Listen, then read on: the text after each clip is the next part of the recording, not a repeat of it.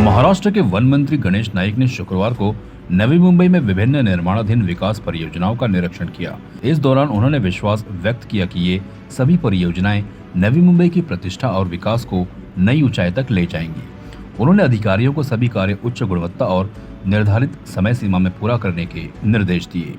नवी मुंबईमध्ये ज्या निश्चितपणे नवी मुंबई शहराला ललांबूट ठरतील अशा गोष्टी ज्या घडतात ते बघण्याकरता माननीय महापौर, माननीय उपमहापौर, माननीय आयुक्त महोदय, सिटी इंजिनियर यांच्या समवेत मी त्या ठिकाणी दौरा केला। पहिल्या टप्प्यामध्ये जे आपल्याला ऐरोलीमध्ये जे नाट्यगृह आपण बांधतोय, वाशीमध्ये विष्णुदास भावे हे नाट्यगृह निश्चितपणे नवी मुंबईला भूषण सारखं आहे। परंतु एकूण नवी मुंबईची वाढती लोकसंख्या लक्षात घेता ऐरोलीमध्ये नाट्यगृह व्हावं हा प्रस्ताव माझाच होता आणि तो नाट्यगृह आता अंतिम टप्प्यामध्ये आलेला आहे। तर 4-5 महिन्यामध्ये त्याचं उद्घाटन होईल। त्याच्यानंतर छत्रपती शिवाजी महाराजांचा पुतळा त्या ठिकाणी उत्कृष्ट आणि त्याचबरोबर छत्रपती शिवाजी महाराजांच्या जीवनामध्ये जी शस्त्र वापरली, जी आयुध वापरली, त्याचा त्या ठिकाणी प्रदर्शन लोकांसाठी ठेवलेलं आहे। तिसऱ्या टप्प्यामध्ये ऐरोली ते काटे जो टनेल आहे त्या टनेलची माहिती घेतली आणि आता उत्कृष्टपणे त्या ठिकाणी काम चाललेलं आहे। आणि आता अंतिम टप्प्यामध्ये मी पूर्वी साधारण 6-7 वर्षापूर्वी सानपाळे खारघर टनेल असं मी नाव दिलं होतं, परंतु सानपाळे नाही, ते आता आहे आपल्या जुईनगर ते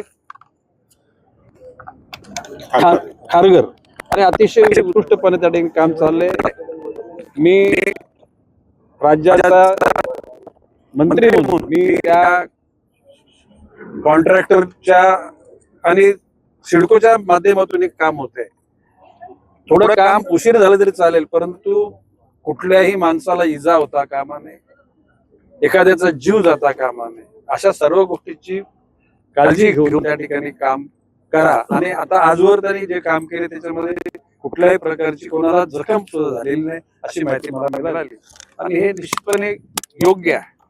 आज माननीय महापौर सुजाता पाटील, माननीय उपमहापौर दशरथजी भगत, माननीय आयुक्त कैलासजी शिंदे या सर्व लोकांनी आता प्रश्न असे की या आपण येऊन बघितल्यानंतर त्या अधिकारी वर्गाला, कर्मचारी वर्गाला सुद्धा एक आनंद, बाबा कोणतरी आम्ही करतो हे बघायला कोणतरी आलंय आणि काळजी घ्या सांगायला सुद्धा कोणतरी वडिलकीच्या भावनेतून आलेलं आहे। ही भावना निश्चितपणे मायने राखते, त्याचा निश्चितपणे फायदा होतो आणि मला विश्वास आहे मुंबई शहराकरता जो अट्टाहास नाही तर विश्वासानं ज्या ठिकाणी काम चालू आहे, लोकप्रतिनिधी, प्रशासन, माननीय महापौर, माननीय आयुक्त, त्याच्यामध्ये उपमहापौर, सभागृह नेते, विरोधी पक्ष नेते, स्टँडिंग कमिटीमध्ये ज्या ज्या सगळ्या घटक आहेत त्या सगळ्यांचं त्या ठिकाणी योगदान निश्चित चांगलं आहे। आणि मी विनम्रपणे सांगेन, महाराष्ट्रातल्या 19 महानगरपालिकांची तुलना केली तर नवी मुंबई महापालिकेचं काम उजवं आहे।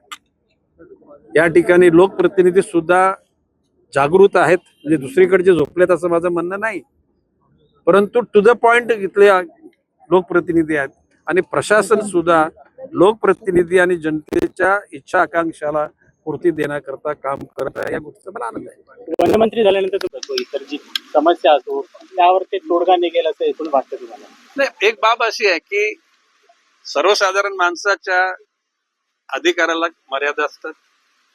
आमदार झाल्यानंतर त्याची गती थोडी वाढते, वनमंत्री नाही कुठलाही मंत्री झाला तरी त्याची गती वाढते। शेवटी बाब अशी आहे की पंतप्रधान नरेंद्रजी मोदी यांना 2048 साल हा भारताला जगाच्या पाठीवर सर्वार्थानं संपन्नतेकडे नेण्याचा त्यांचा इरादा आहे।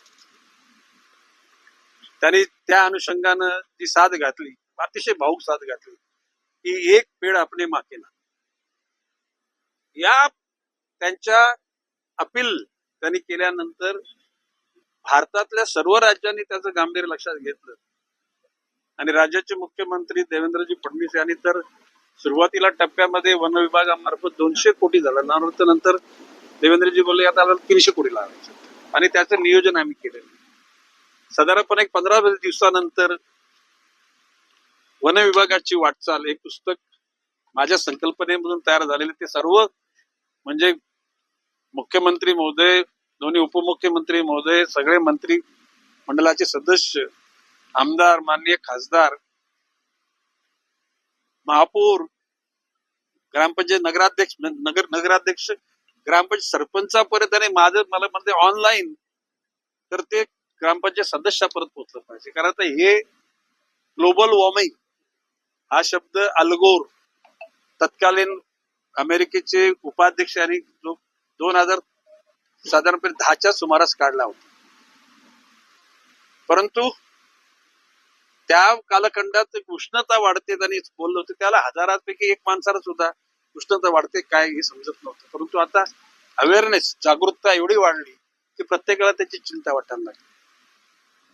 संतोषजी दानवे आमचे आमदार यांनी वन भागातल्या काही झाडांची तोड झाली या अनुषंगाने प्रश्न विचारला. त्याच्यानंतर तो प्रश्न संपूर्ण सभागृहामध्ये गेला. तर त्यावेळेला त्यांना मी सांगितलं की 2000 साधारण 4च्या सुमारामध्ये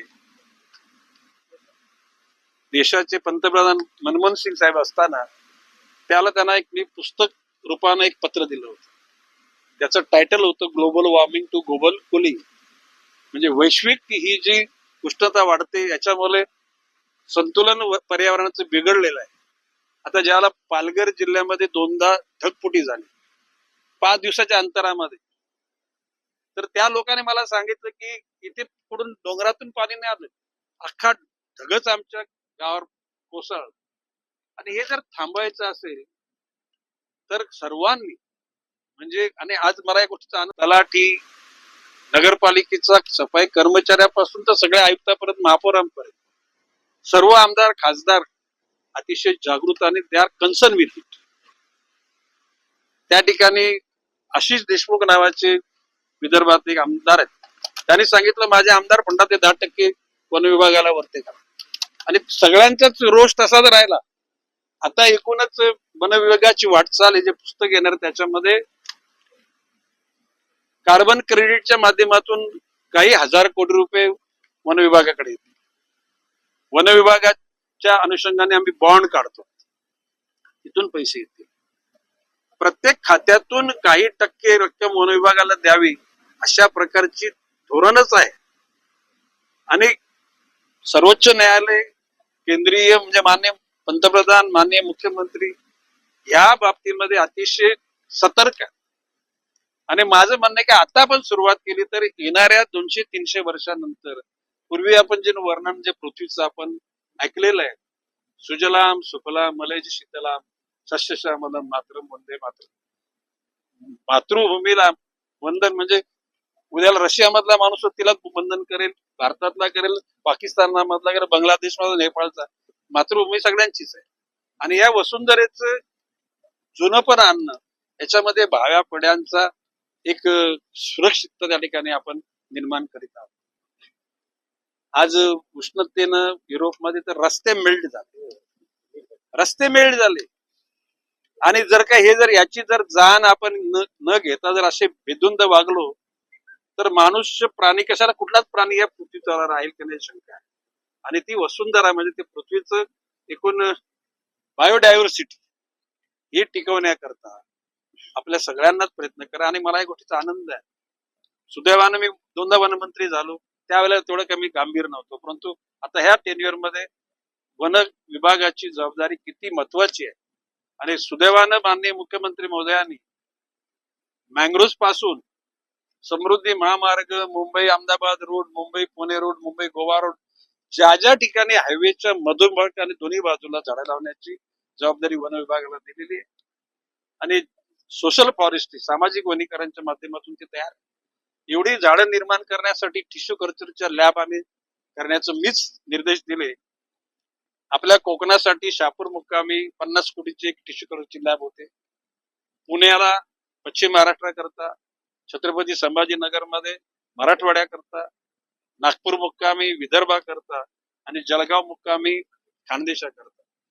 नुसती झाडं निर्माण करणं, त्याला हार्डनिंग म्हणजे त्याला जोपासना करणं, त्याची लागवड करणं, भविष्य काळामध्ये एखाद्या वनामध्ये किती झाड आहेत, कुठल्या प्रजातीची आहेत, त्याची उंची किती, त्याचा गर्द म्हणजे त्याची रुंदी किती, ही मोजमाप करणारे यंत्रणा निघालेले आहेत. ते आता लवकरच खरेदी करायला सांगितले.